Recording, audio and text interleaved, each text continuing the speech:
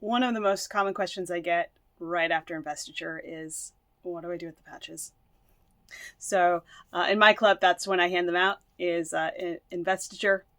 And I like to say, put them on the sash, but I realize that that is often not really detailed enough. So there's a whole bunch of different ways that we can attach them to our sash. But my favorite way after all these years is to sew them onto the sash with my sewing machine. So today that's the route that we're going to focus on, and hopefully in some future videos I can talk to you about some other options other than using a sewing machine. But my favorite is definitely with a sewing machine. It's relatively quick-ish, and the results are fantastic. So, and of course, I've never lost a patch that I've sewn on with a sewing machine. So that's a pretty good reason. Anyway, so that is what we're going to do today is we're going to sew some patches. My daughter has a whole bunch of patches that need to go on her sash, and actually so do my sons. I have a huge pile of patches, and this summer I'm going to spend a lot of time sewing because that is one of the joys of having an adventurer and 3 Pathfinders. So some basics for this. I'm going to use a sewing machine. You can hand sew them. That'll be covered later. To sew them with a sewing machine, you will obviously want to have a sewing machine. Hopefully you know how to use it. I just use basic needles. I don't do anything fancy, and my sewing machine has always been very happy. These are just a universal Schmetz in a 7010. So really quite basic. Nothing fancy there. Any foot will do that fits for it, but I have a blind hem foot. It works really well for edging. This side is a little thicker than the other side, and so I can run this right along the edge of a patch like this often. Not always, because sometimes I run into other patches. I've got to sew these on very closely. But I can run it right along here, and so that really helps me have a nice, clean, straight line. Now, if you don't have a blind hem foot, don't worry about it. I'm guessing your basic universal foot will work just fine. But if you have one of these, I recommend you try it because I think this makes it easier. You're going to need thread. Now, there's lots of different ways you can do this. A lot of people just use clear thread for their top and their bottom.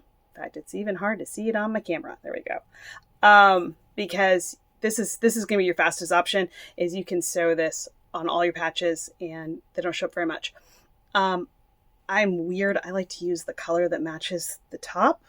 Not necessary. It definitely takes longer. But yeah.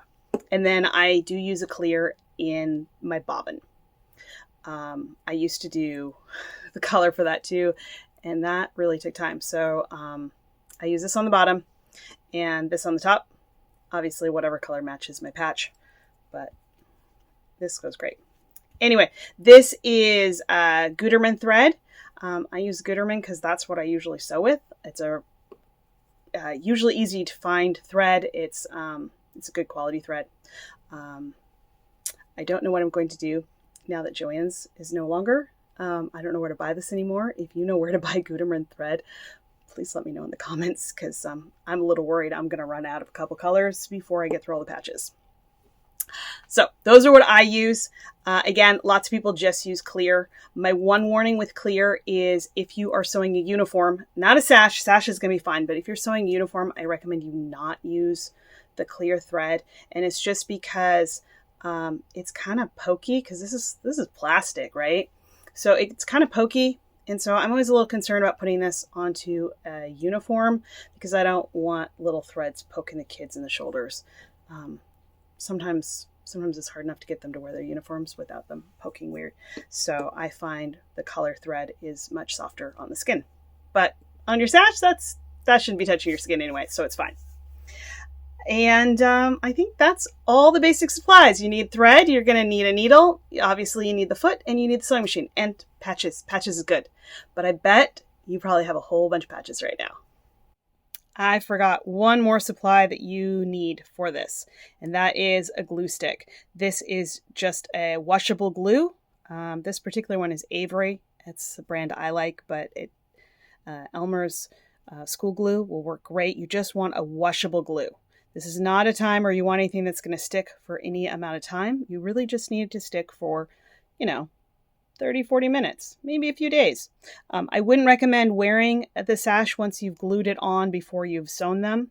The chances of something falling off is a little too likely, but this is just to tack it down so that it sticks while you're sewing it on, and that way you don't have to worry about pins.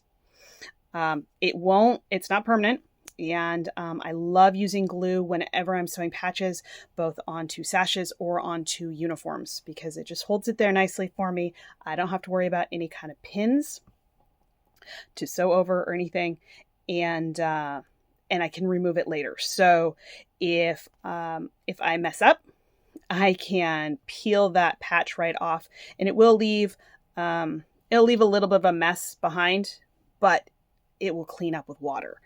I've done this many times now, either because I've made a mistake or because a kid needs a bigger sash, which isn't really something I deal with in adventures. This sash right here is gonna take my Eager Beaver, 3 Eager Beavers. I will give her a new sash, a bigger sash, when she starts Busy Bees, and she will fill that.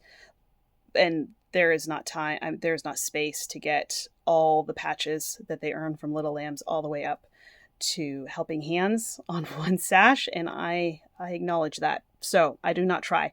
But my Pathfinders, I think that just part of the Pathfinder experience, or at least part of the Pathfinder parent experience, is to be re-sewing patches onto ever-growing sashes.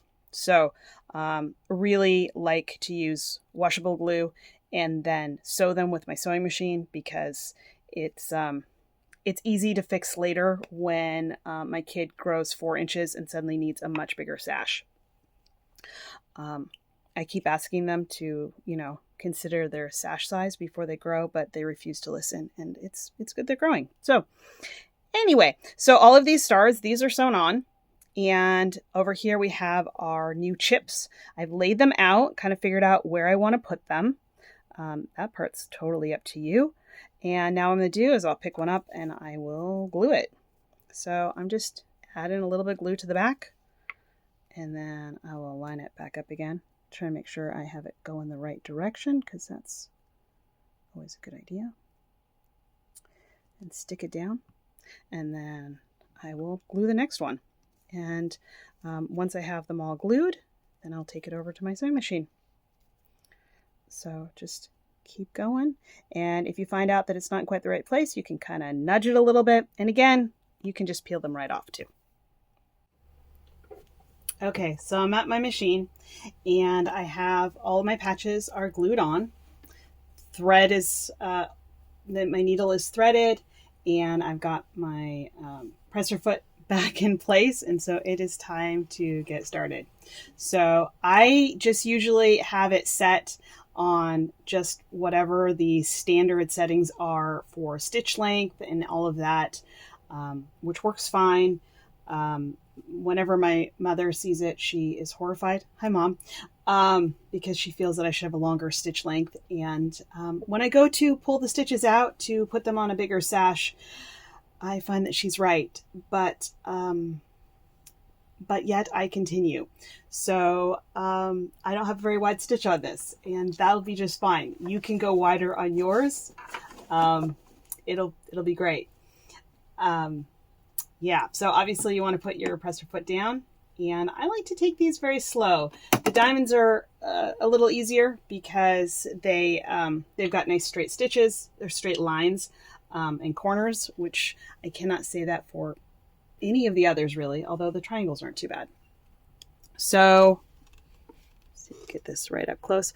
All right, so you can see that I have mine set because of the kind of foot that I'm using. It's going to be right here along the edge, and then I have my needle set so that it is over here on the left side. So it'll sew quite nicely right there. Bring my needle down. And honestly, I have to keep my hand right on the wheel so that I can keep it going really, really slow, especially when I haven't done these for a little while. And don't forget to stitch backwards. And then I just lift up the foot and spin it around and do the next part.